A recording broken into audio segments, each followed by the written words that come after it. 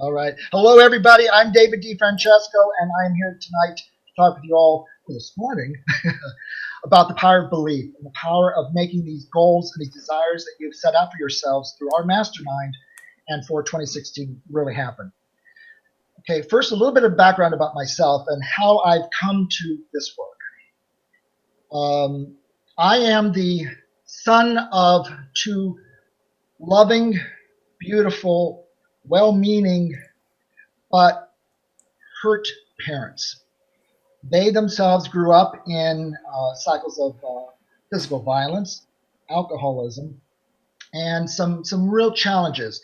And I will be the first to share with you all that I am totally blessed with the fact that they did not repeat those cycles in our own family. And that's a huge testament to them both because that's quite common.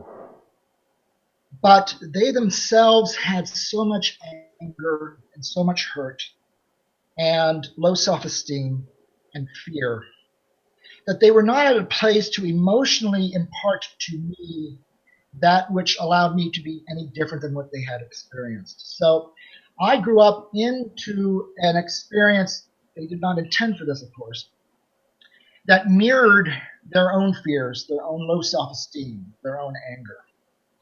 And for me, it culminated in the sophomore year of college with a suicide attempt.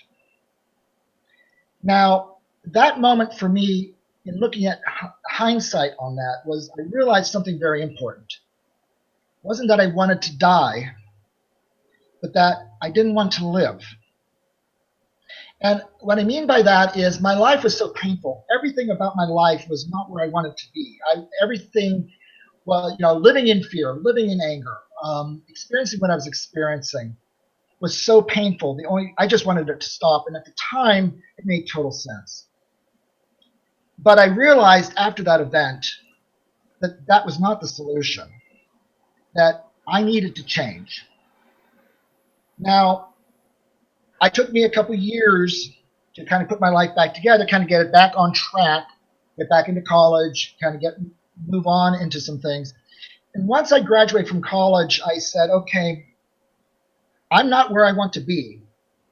What do I need to do to get there? Now, there was a couple things that I knew about myself. Growing up very shy and very reserved, I had a lot of time to spend with myself. So I got to kind of know how I worked. And I knew that the only way that I was going to really change was if I forced myself into it. The suicide attempt was the initiator. It was a pretty serious matter. In other words, I had to change or I was going to die. So realizing that, I knew that I had to put myself into scenarios that were extremely challenging for me to get through. And this is what led me into the work that we're going to be discussing tonight. What I'm sharing with you is not just theory or things that I've read, but hard-fought learnings and discovery through my own life. And I'm here to share those with you. And they've been affirmed and confirmed with a lot of other things through my own clients and then through other people that I've spoken with since. What I recognized was that, and what I'm going to share with you now, is that whatever it is that you've set out for yourself, whatever these goals are, that you are not, we can't be who we wish to be, remaining who we are. We have to change. And we have to, and as I said, for me, I recognized that I had to put myself in some really challenging, painful experiences to force that change. I'm inherently a planner, a thinker, a dreamer.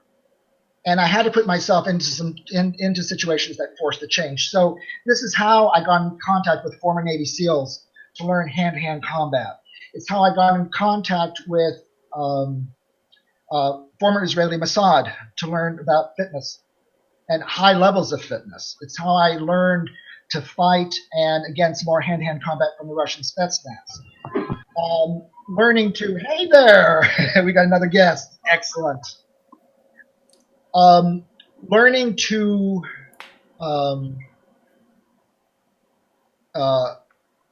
be able to put myself into scenarios that made me change. So if there was something I did not like about myself, so let's say I had a problem where I was nervous about speaking in front of other people. I made myself take public speaking. If I'm fearful of heights, I did rock climbing. If I was fearful of water, which I'll share with you in a little bit here, I put myself into scenarios that make me put myself into that environment to get myself through it. Now, as I said, that's my process. That's not what this talk is about. I'm just showing you or explaining to you how I've arrived at the things I'm going to be talking to you tonight about. What I recognized that for me to be how I wanted to be, I needed to change, and I needed to do so quickly, and I needed to do so through a severe environment. If you are sitting in your life wanting to accomplish something, you've made the conscious decision, let's say, to quit smoking. That's a very common one that we heard from a lot of people in our mastermind group. But you find yourself constantly going back to smoking. You want to lose weight, and yet you're finding yourself constantly in front of the freezer with a half gallon of ice cream with a spoon in your hand. You want to start your own business or become self-employed, and yet you find yourself dragging your feet or constantly in a planning process so that while the dream is there, nothing's really getting accomplished. It's because of what I'm going to share with you tonight, and we're going to come up with some solutions for this. Now, in this work with the special ops community, what I found was, in talking with them, that these were normal human beings. Most of them did not enjoy jumping out of airplanes. Most of them were, if they were smart, fear might be too strong of a term, but they were certainly greatly concerned going into combat. You'd probably say fear. They experienced all these things. But the thing that made them succeed was in their particular case, they had no choice. They had no other alternative. They had to accomplish what they were being tasked with. We, on the other hand, we don't have that imperative. We have the ability to quit when it gets hard. We have the ability to not commit to what it is that we're wishing to achieve because it doesn't feel good. It feels scary. It's an unknown. We don't know what the result's going to be. We sabotage ourselves because at the end of the day, we ultimately don't believe, though we really want it, that we're going to be able to actually accomplish what it is that we're desiring for our lives. So let's find out exactly what's going on here that's causing that scenario. What we're recognizing now, what I'm sharing with you, is that what I've discovered is that we have, in this particular case, we have 3 minds, but we're going to concentrate on 2. Your conscious mind and your subconscious mind. Now, when we set out goals for ourselves and decisions, those are coming from our conscious mind. That's what we're working from when we put together our plans for the new year, or we entered into this mastermind and what we wanted to accomplish. And from that, we have put together a list of actions to make things happen. And yet we're finding that a lot of times those actions are kind of challenging. We find ourselves pulling back a little bit. We're finding that it's hard, let's say in the case of giving up smoking, we're finding that the action of not taking that action is hard. Well, here's a little bit of a secret for you. Actions are not connected with our conscious mind. They're connected with our subconscious mind. The subconscious mind is where our beliefs really are. So if you set out the idea that you want to give up smoking, and yet in your mind, you think of yourself as someone who's trying to quit, who's never succeeded at quitting before, this is really hard, I can guarantee you the actions that you're trying to take, or in this case not take, are just going to be too much. You're not going to be able to be consistent with it. If you're trying to lose weight, but you think of yourself as always failing at diets, and you can never stick to something, and you think of yourself as overweight, then when the hit comes to giving yourself a little bit of a treat, you're going to operate from that belief. Not from the conscious desire of trying to give up weight or trying to lose weight. You're going to be operating from the belief that you're overweight, that you can't stick to diets, that things don't work out for you. If you're trying, and you're going to then go in, that's where you're going to find yourself at the front of the freezer with the ice cream. you're trying to set up your own business, give up your corporate job and work for yourself, but your belief is that it's going to be really hard. In fact, that might be for other people, but it won't work for me. I don't succeed at things. I quit. All these kind of thoughts that go through your head. Then I can guarantee you, that's why you're dragging your feet. That's why you find yourself caught in planning mode. That's why you're doing a lot of reading and learning rather than just pulling the trigger and going into it. Now, we have to be responsible. We can't just quit our jobs and go into things like this. But you can probably find yourself that you're kind of spinning your wheels a little bit more. So the first thing I wanted to share with you is that the actions that we need to take are not tied to where we've set our goals. They're tied to what we actually believe is possible for ourselves, what we believe about ourselves. So the goal of all of this is to get our conscious mind and our subconscious mind, and therefore our actions, all on the same page. We've got them all. We need to get them all to connect up. Now, let me share with you a very quick story about what this looks like when we get into alignment with our beliefs. And it's actually one of the paths that we can do to make things happen. A number of years ago, I had a woman walk through these doors, and she needed to lose over 300 pounds. Not a small amount. I couldn't get the blood pressure cuff around her arm. Her arm was so big. And we had to weigh her at the hospital in a sling because no scale would support her. And she sat there and she said, she said everything that you could possibly think, because she had tried everything and nothing worked. She had failed at every diet. She had failed at every program. In fact, she didn't even, even visualization didn't even work for her because she'd been fat her whole life and didn't even know what it would even be like to be thin. Nothing was working. And she was literally, you could tell, she was just grabbing at anything that possibly could succeed. You'd see that she was just a serial dieter, that sort of thing. So I sat down with her and I said, look, you and I both know what it is you need, what the goal is here. But you don't believe it's possible.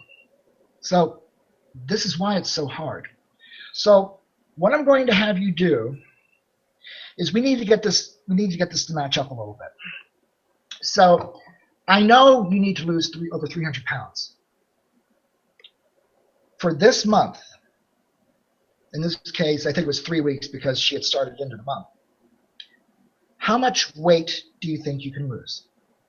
I'm not saying, don't worry about the ultimate, I need to lose 300 pounds. What is it that you believe you can lose this month? She thought about it for a moment.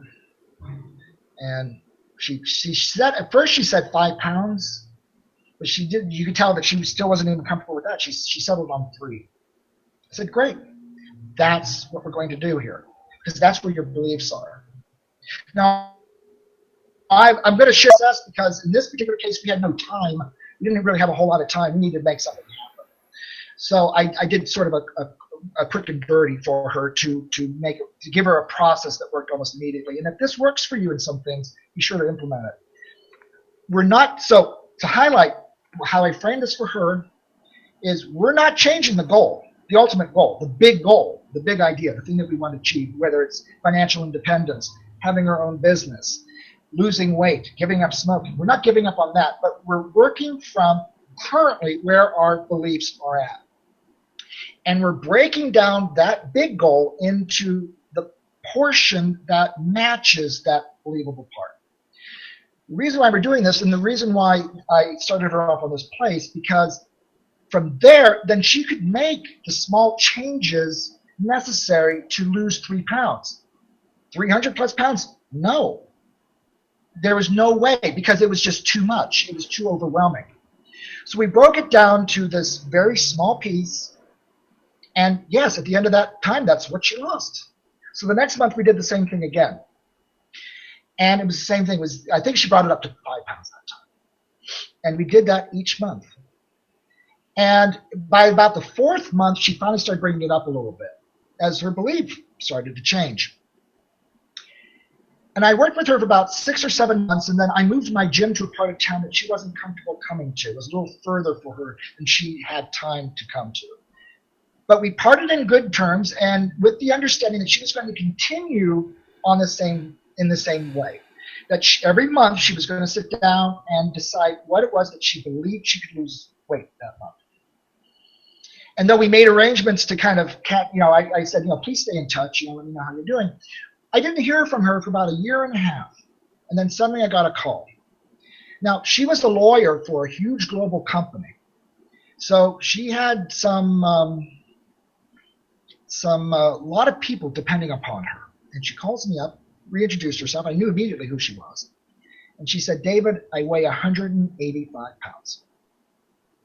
And everyone at my office loves me. She was so thrilled. And she said it was because I worked from what she believed was possible, rather than forced her in through a process where her belief wasn't at. Now, and here was the next part. Now that she had achieved that huge change, now she had a lot more belief about herself. So there was a lot more stuff that she was going to be able to work on and make happen. But that's what that looks like. That's what it looks like when we get our conscious mind and our subconscious mind and then our actions all into agreement. Maybe a little bit of time involved, but that's where achievement comes. That's where the magic happens. That's where our goals get achieved. Now, we need to, but one of the things that we need to, so that's one process, but let's go a little deeper. Let's actually see about changing the beliefs. It's going to take a little bit more of a process, but this will serve you well in the rest of your lives. The initiator of change can come usually one of two ways. Through a crisis, as I shared with you, in my case, it was a suicide attempt. Sometimes it's divorce. Sometimes it's a loss. There's some crisis that just makes you throw up your hands and say, no more, it's got to change. I can't take it anymore. Now, that's not a process that I recommend. But that's one path that initiates change. Another path that initiates change is motivation. And that's really the subject of what we're going to stay on tonight. It's the desire to make conscious change in your life, change the circumstances of what you're experiencing, change your bodies, change your health, change your lifestyle, change what you're doing for a living. So we're going to work for motivation. That motivation, but here's the thing. It's my belief that motivation initiates change, doesn't make change. It starts the ball rolling. It's what makes us sit down and write down our goals. But it doesn't actually make the goals happen. We're going to go into that a little bit deeper. Let's break up motivation into two paths, positive and negative motivation. Positive motivation is what I call, it works from a reward structure. That's where, we add something. We add a reward for an accomplishment. It's also where storyboards and affirmations and meditations and all those things that bring us up, that motivate us to make change. And then there's negative motivation. That's kind of fear of social failing in front of other people. It's usually a competitive environment.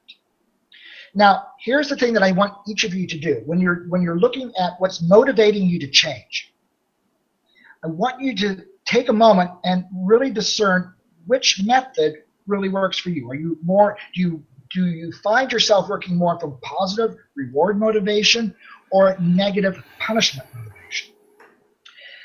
It doesn't matter. It's not a question of one's good or bad. It's what works for you. Now, for I myself, I work better from negative motivation. So if I'm doing a lift and somebody's spotting me and they're saying, "Great job, you're doing great," it's funny, my strength just goes right down. If somebody says, "Come on, you can do better. You're stronger than this," I go the exact opposite direction. It challenges me to go up.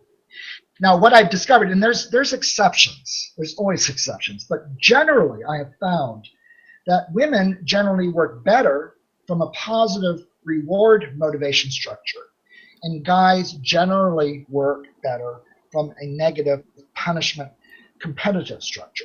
Again, it's not to say that everyone works there's always exceptions, and you'll find that actually sometimes you might work better in one way for one thing and another for another.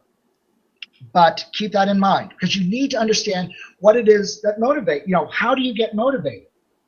If like myself, if I'm working more from a negative motivation, punishment structure, where I don't want to fail in front of people that in a competition or in a competitive environment, then what adds the fire for me to initiate change without creating a crisis is that's where I share with other people what I'm going to do, and if I don't do it, I'm going to look like an idiot in front of other people. Versus if I was to sit there with a storyboard with nice pictures of what it is that I want to accomplish, that doesn't work for me. Whereas if you're the other way around, you may find that it might not be best to share with other people what it is that you want to accomplish, because they may kind of crap on it sometimes. So you may have to kind of hold that close. And that's where maybe affirmations and meditations and storyboards work for you. But you need to find what it is that gets you fired up to initiate the change. You need a why.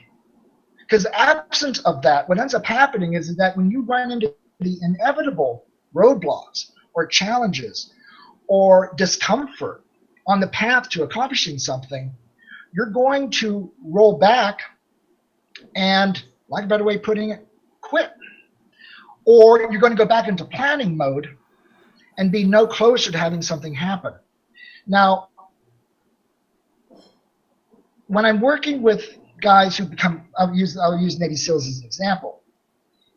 When they're setting out a goal and a task, they know a why. They know what has to be accomplished. They don't have the ability to go back and quit. It has to be done. But without a why for us, we do have the ability to quit. We have the ability to stop. We have the ability to go into planning. We need that why. We need that point of motivation. So at the early stages of change, you need to find that piece for yourself. You need to know what it is, and you need to know how you need to motivate, because when those roadblocks come, this is where you're going to need that reinforcement. Now, visualization and motivation alone won't quite do it, and here's why. Because as I said before, right now, your conscious mind, where you've made the decision for your goal, and your subconscious mind of where your beliefs really are, don't match. So if you're visualizing and you're meditating and you're affirming on, I am financially independent, it says, okay, let me check up on that. So it kind of walks over to the subconscious mind and says, is that true? And it goes, bullshit. There's no way. That is not true.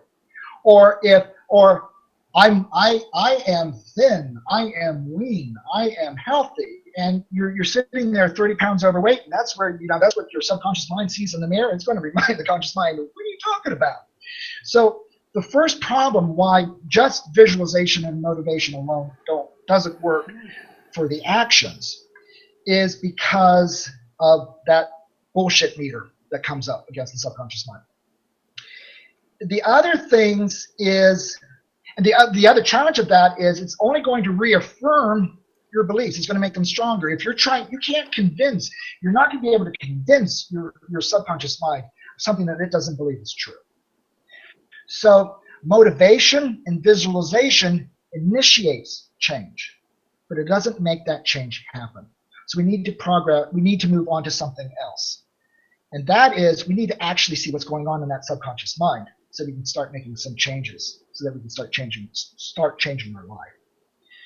So we've now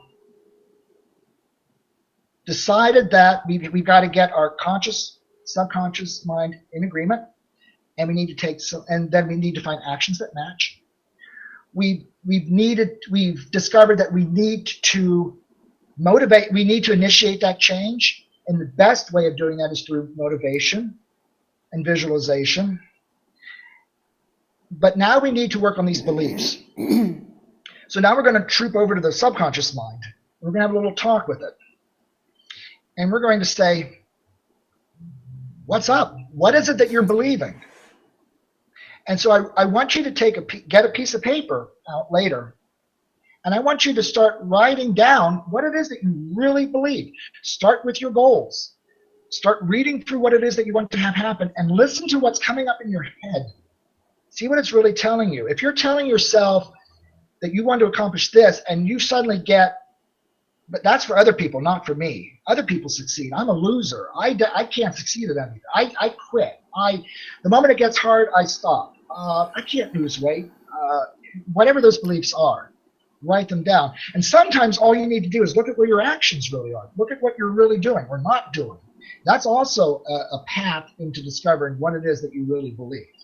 Okay, so you put together this list, all these different beliefs. Now, I don't care where, we're not really going to get into where they came from. To be honest with you, it doesn't matter where they came from. It doesn't matter how long they've been with you. We're going to talk about that. There's going to be a little bit of a top-level discussion on that, but really, I'm not here to blame anyone in my life for what I believe, because whether they meant for it or not, whether it was productive or not, I took it as true when I shouldn't have, and I carried with that like a ball and chain through my life. That's on me, not on them. Now, granted, a lot of times we're getting our beliefs from childhood. So, we're going to experience and accept these beliefs a lot more than we might be as adults, because we trust our parents, we trust adults, we trust our teachers, we trust our peers. And what they say is true. So again, it's normal, it's natural, but we do need to change it. So we need to do what? So we've got our list of beliefs. Now I want you to take another step. I want you to look through them and see which are invalid, and believe it or not, which are valid. There's going to be some of these beliefs that are true. So for instance, if you have a goal to become a doctor, and some of your beliefs are, this is going to take a lot of time. I don't know if I have it in me to do it. It's going to take a lot of money. It's going to be very challenging. I'm not going to have a lot of sleep. All the different parameters of what it would be to be a doctor. Honestly, those are valid beliefs. Now, if in that column you have, or in that row you have written down, I can't be a doctor. Who am I to think I'm a doctor? And all the different beliefs with that. Or you see yourself as never being able to do anything right, or you're a quitter, whatever. Those are invalid. Those are learned. Those are things that we've heard or we interpreted and that we're carrying with us. So those are invalid. What we're going to do is we're going to accept the valid. That's valid. We're going to find we're going to find, okay, what we need to do to still stay on task with those. It's the invalid ones that we need to change. It's those invalid beliefs that are keeping us from our true achievement. So stay on that for a second. So we're working from invalid beliefs. Okay. Now, there's another step that we need to do. Yes. I need you to stop using labels. Stop labeling everything as good or bad. Because here's the next challenge. If we have a real problem with what we come up with bad beliefs. So for instance, as I've learned, we have a lot of bad labels attached with anger. And unfortunately, if we take that idea that anger is bad, we cut ourselves off from a lot of fire that can really passionately pull us into our goals. It's what fires us up in competition. It's what, we can use. I hate to use the term bad, but we can use these beliefs, these negative beliefs that society has for some of these things, to our benefit. But if we only embrace the good, we're giving up a lot of energy. We're giving up a lot of stuff that we can actually use as a benefit. Anger isn't a problem. How we choose to express anger is. And that goes for all of these supposedly negative beliefs. So I want you to give up on positive and negative, good, bad. Just accept the beliefs as they are and make the commitment to changing the ones that are invalid.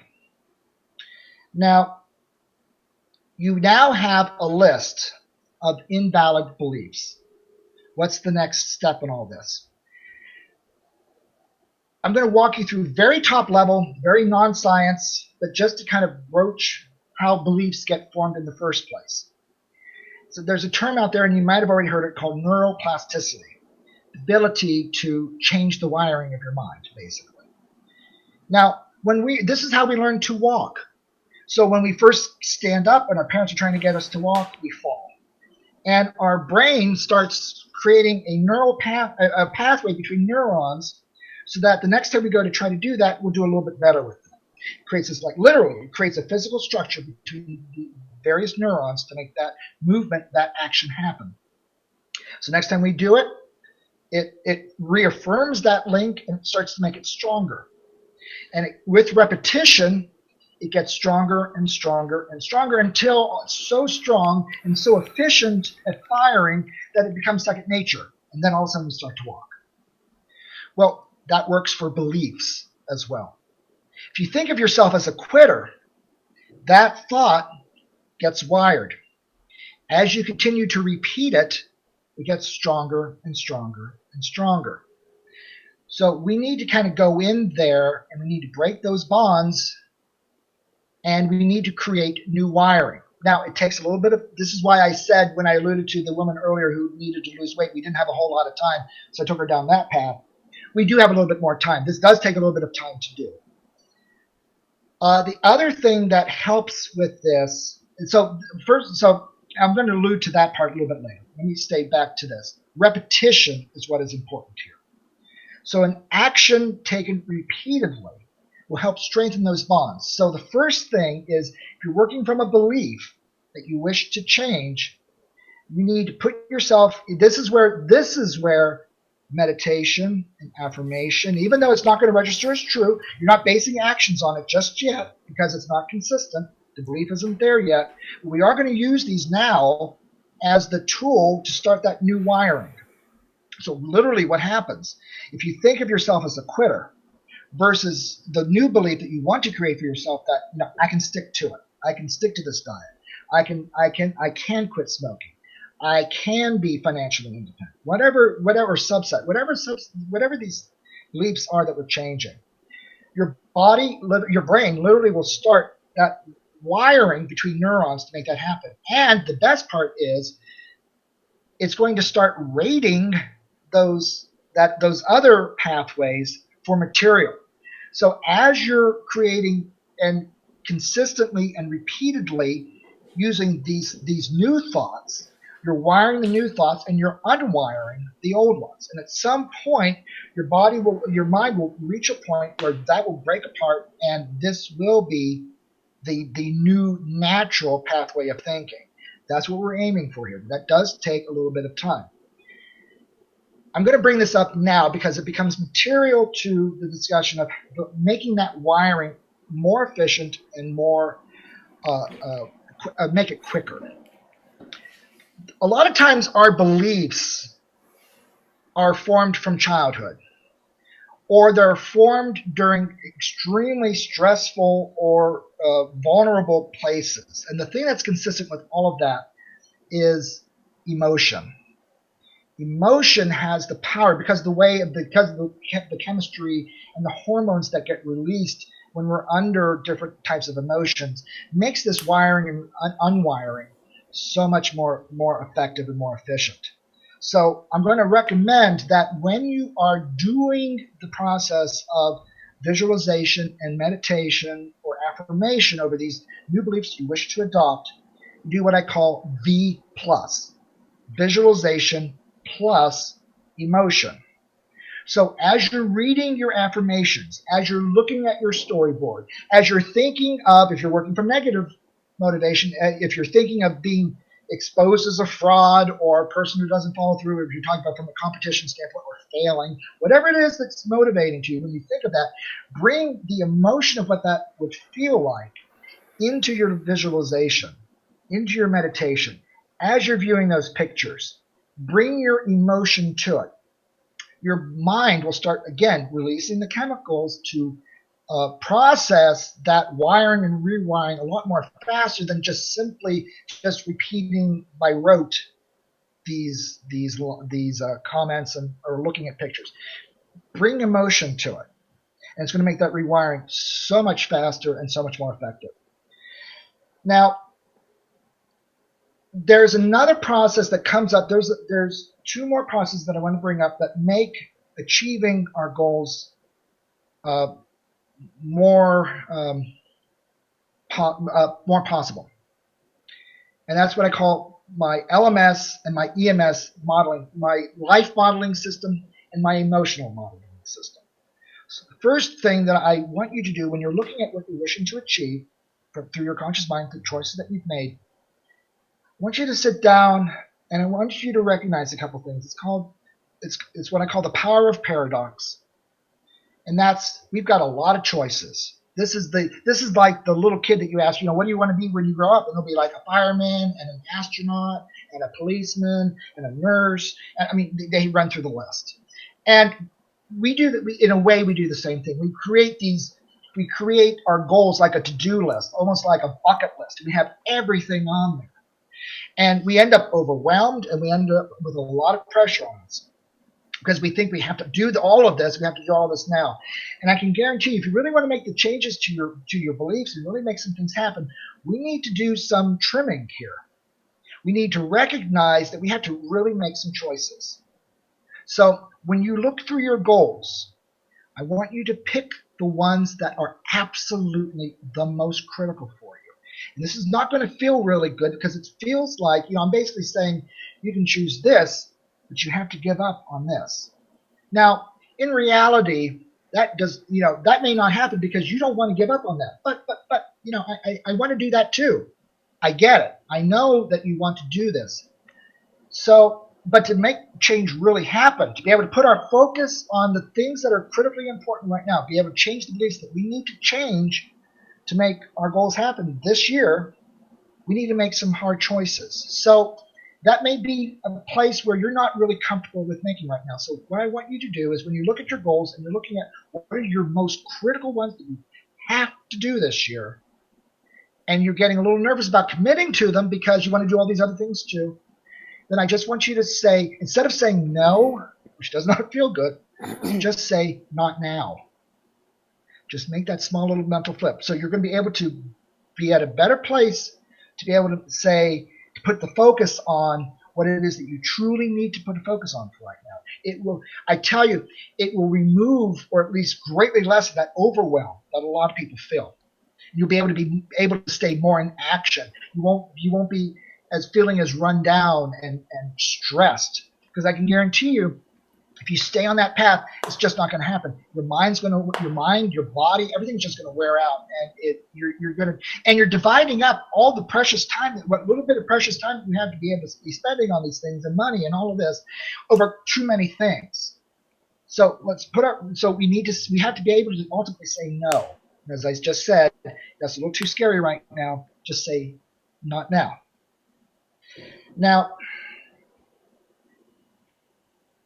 another element in this that I want you just to accept for a moment is what I call, because then we make our commitments, we made the decision what our goals are that we need to focus on this year.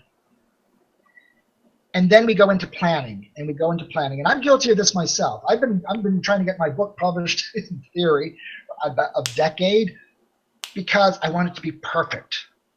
And I think I've re-edited the same page every week. I'm exaggerating a little bit, but bear with me here. We need to accept imperfect action. Doesn't mean being foolish and going without some measure of planning, but it does mean that we do need to, at some point, just pull the trigger. So one of the things about belief and making change is we have to reach a point where we say go. It's what I call the line in the sand, where we make a commitment. We need to, it might be a deadline. We might say to ourselves, okay, if by such and such a point I get this launched, notice I'm not tying to the result of it. I'm not saying, so I get this book released, I need to make 100 sales. I can't control whether the book makes 100 sales or not. I can control whether I get the darn thing published, get it on the Kindle platform, let's say. So I'm not tying this to what the result is. I'm tying to that which I can control, which is getting it done. So you're making that process, you're making the choice, and in this case, I said to myself, I get it done by X date, or I'm going to have to give it up. I'm not going to ever publish a book. Or you're going to create a structure. If you're negatively motivated, you're going to create a structure where you're going to be seriously embarrassed if you don't get something done. Or, and I'm slightly exaggerating here, but you type a letter quitting your job predated some date in the future that's going to hit your boss's email box. But you get what I'm saying. You create some sort of, I don't want to say crisis, you create some sort of point at which it has to be done. That line in the sand. Because to be honest with you, what I alluded to earlier about the Navy SEALs and Delta and FBI and all these people that have to get job tasked and accomplished, they don't have a choice. We have to create a structure that doesn't give us a choice. We have to create that idea that there's no going backwards. We've got to go forward. Now, we don't have to do that with everything. But I would suggest that you do your best to strongly committing this gets done, this gets accomplished, come hell or high water, with the things that are most materially important for me. Remember earlier I said you're going to look through your goals and you're going to find the ones that absolutely speak to you the strongest. These are the ones that have to get done. These are the ones that you need that line in the sand for. These are the ones that you need to burn your boats in the harbor. These are the ones that you've got to commit to.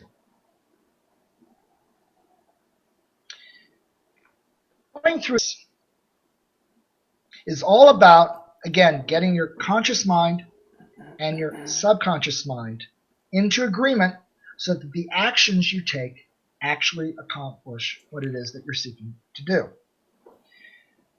So what we've been discussing here is where actions are tied to your subconscious mind and to where your beliefs are. And now we've created a structure in which we're changing those beliefs. Okay. There's one more element to this that I want to share with you. I get this all the time. And I shared it with you all a little bit in the mastermind call from the previous Sunday. Succeeding, surprisingly, sometimes succeeding doesn't feel good. It exposes us to a lot. As I shared on the call, it exposes us to the trolls. It exposes us to a lot of painful things for people. A lot of times they're as scared and fearful and nervous and they're in the same place that we are. And when we make the changes that we are, it's going to bring up a lot of stuff for them. For us, a lot of times, sometimes when we see a friend succeed or we see a coworker succeed or whatever, it brings up jealousy, it brings up all sorts of emotions. We're happy for them, and yet, this kind of sucks. I kind of wish I was experiencing this. Same kind of thing, except now we're on the receiving end of that. And the reason why I'm sharing this with you now, and the reason why I shared it with you all on the mastermind call, of my own concerns about this, is in the process of achieving our goals, in the process of changing our lives, if our identity and our beliefs have been X, and all of a sudden they're now Y, all the people in our lives, our family, our friends, our loved ones, know us as X, and now we're Y. You're going to start to get a lot of feedback on that. And there's going to be, you can't give up on your family, you can't give up on your spouse. Hopefully they're at a place where they can accept what's going on. But it's unfortunately been my experience that a lot of people get really fearful when they start seeing you doing and achieving what they themselves wish they could be achieving. So a lot of things start to come up. A lot you get snide comments, you get anger, you get all sorts of weird things from people that you wouldn't even suspect would be happening. The only reason why I'm bringing this up to you now, and it's a little tangent to our discussion, but I'm bringing it up to you now because when you go into this year making these goals happen, this is going to come up, and I'd rather you kind of be aware of it now before it surprises you. About 10 years ago, I was going to do a bodybuilding competition. And at the time, I was about 6% body fat, and I was about a few months away from the competition. And I was still sort of at a place where I could kind of do a little bit of a cheat every week. And so I was actually at an ice cream store. It was my tradition. So every Saturday, I'd walk over to this ice cream store, and I'd get 2 scoops of ice cream in a cup, and I'd be eating it. And I remember this woman walking in with her son, and her son was maybe about late 20s, maybe early 30s. So she was maybe in her 60s, late 50s, early 60s. And in this very public space, I'm not even looking at her. I'm just eating my ice cream. She starts screaming at the top of her lungs, yelling at me, saying, "How dare you look like that in front of us eating that?" I'm thinking like, what the hell? Now, I wasn't prepared emotionally for that to happen. I'm like, holy cow, I don't want her to feel bad. So I went into self-sabotage mode. I ended up not doing that bodybuilding competition because all of a sudden I wasn't hitting my workouts. I wasn't doing the diet the way I needed to do it because, oh my God, what was that all about? I had not gotten my beliefs around this up to the point where I needed to, where that wouldn't have that would not affect me the way it did then. We're going to run into these scenarios as we become the authors that we wish to be, where we see our businesses succeed, where we see our bodies, our visuals change, where we start ourselves succeeding at sports, when we see ourselves doing things, and it's going to feel like we're leaving the people in our life. It's going to feel to them like we're leaving them behind. So we're going to start grabbing at us to pull us back. So I'm letting you know this ahead of time because as you're changing your beliefs and you're changing your actions, I hope it isn't this way, but I'm just preparing you that you're likely not to get support for this in the way that you hope you will. You're not going to be validated for these changes like you hope you will. And that brings me up to the last point that I want to make for you here. We all of us are social beings. We have wonderful people in our lives, and they matter to us. And I want you to hang on to these relationships. I'm at a point where I pretty much lost everyone in my life. They all passed. And it's challenging at times to not have those social connections with people. Don't lose those. Fight for those. But recognize that a lot of what you feel that you need emotionally from them is not going to be forthcoming in the way that you want it to be in this process of change. So you need to be present for them and for yourself without giving up on yourself. This is not about, you're not having to choose yourself over them. You can choose both. But what you're seeking from them, you're only going to be able to give from yourself. You're only going to be able to validate yourself. You're only going to be able to work from what is important for you. And God forbid if some people should fall out of your life. I would not wish that for you. And at that point, you're going to need to make some decisions. But these situations will come up. And if I don't bring it up for you, I'm not doing you a service. Because I don't want you blindsided like I was and all of a sudden find yourself falling in backwards. That's a lot of times that's where fear of success comes from, is that we start running into these scenarios and we start pulling back. So recognize that this is coming. I have a process that I call bulletproof. And basically, it starts from what I'm just sharing with you right now. The recognition that these times will come. So through this process, through this talk tonight, what I'm sharing with you, we've made some decisions about what we want to accomplish. through our conscious mind, through what I've shared with you exercise-wise, we've now changed our beliefs to now match emotionally, feeling-wise, what we're wishing to accomplish. And those actions that are partnered with our subconscious mind are now all in agreement.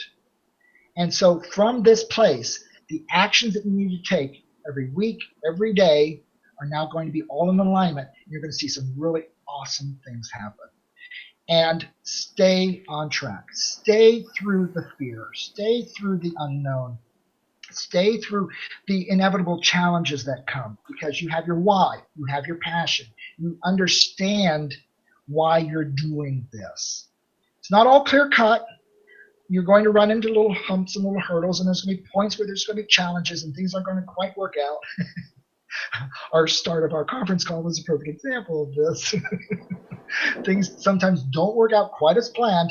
Let go of all of that. Let go of the results. Let go of what it's supposed to be like, and make it what you would like it to be. Stay imperfect. Stay having fun, and make some real awesome things happen for yourselves this year. So I'm going to take a moment here and be quiet here and let some of you that are on the call live, if you'd like to share, if you have any questions for me, let me know. So if you want, unmute yourselves and come on and let's chat. Brandon, do you have any questions?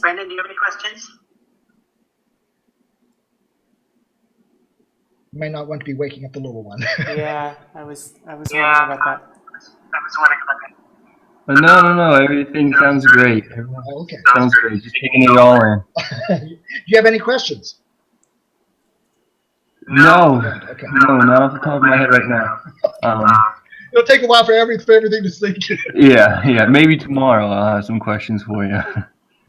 How about you, Sam? The first question that came up for me was, how do you recognize the self-sabotaging actions while they're happening? Because, for example, for me, as you were talking about that, I was thinking, oh, no, I don't do that.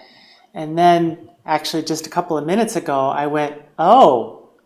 I mean, I knew that was wrong, but just a couple of minutes ago, I came up with an example where I went, oh, that's exactly what's happening. I'm working on these fitness goals that I'm thinking about, and I was of actual movement and exercise, and I was self-sabotaging myself actually through nutrition, which in my head is a completely different area.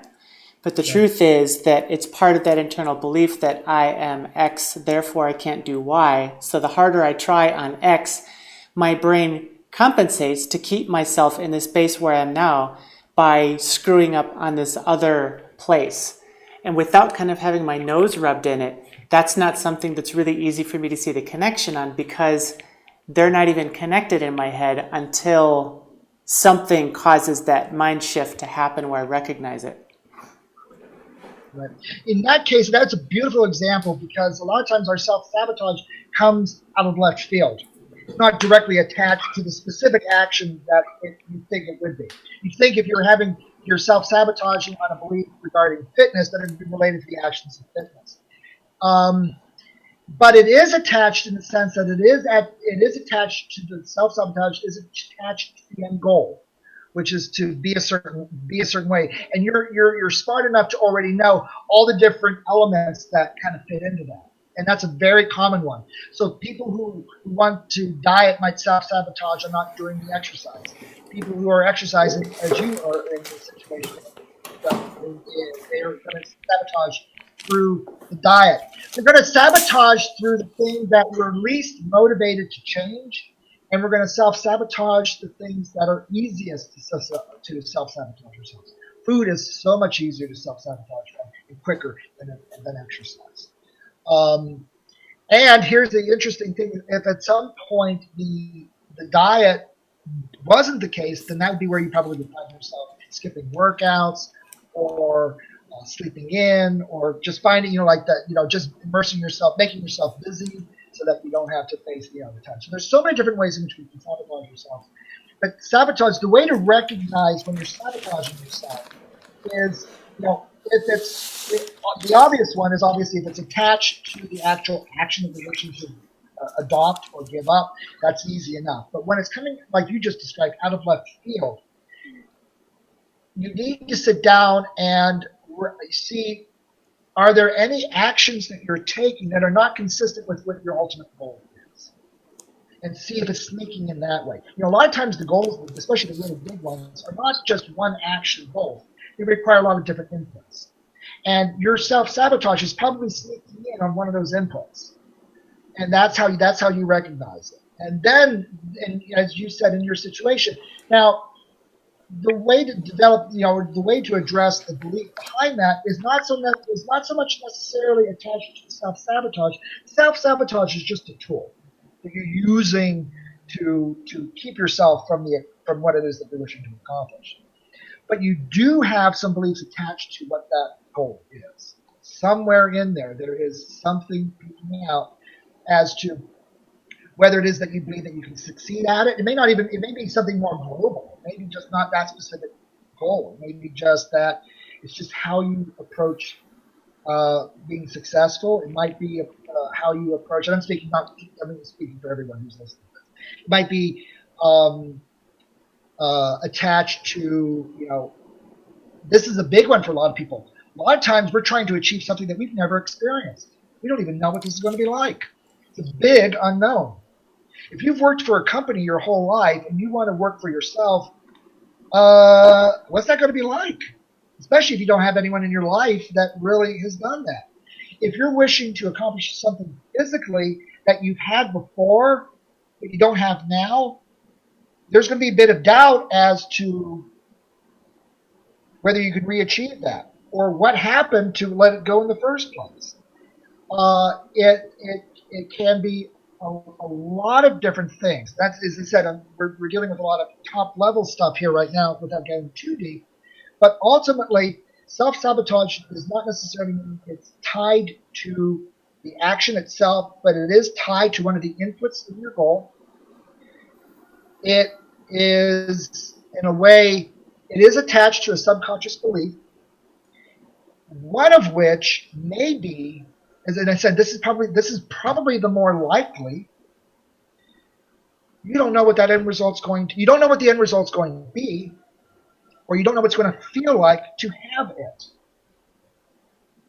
And so that's where, what I mentioned before about V+, that's where you have to connect to what you imagine it will be. And it might, as close as you can. You need to work with, this would be a better example of a process. If you're going for a goal that you don't even know what it would be like to have, and you're sabotaging yourself, the best process for you to achieve that would be what I alluded to in the early part of the call, that like little quicker deal with the woman who wanted to lose all that weight. If you don't know what it's going to be like, then you can only act from what you do currently believe. And your goal of that, like training a muscle, is just increase your belief as you increase your actions, so that you're still consistent, but you're breaking down. You're not letting go of it. You're not saying no to it, but you're breaking down that desire, that big goal, into a more believable chunk. That's the best process of dealing with self-sabotage or running into issues of a goal that you've never had before, or you're wishing to get back to again and you're not quite sure that you can get there. That's probably the quickest way of getting to that. Does that help? It does. And I have a second question. I'll give you the short version and then the example of it.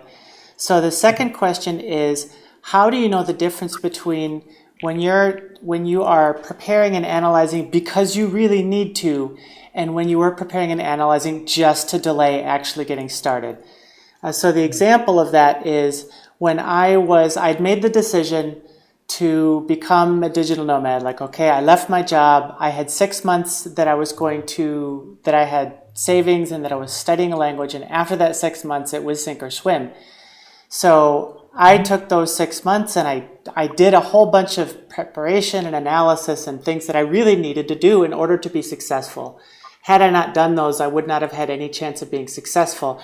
After that, however, I got to a certain point where I felt like I'd reached saturation of information, but I continued to prepare. I continued to analyze because I'm like, oh shit, this is too scary and I'm not ready.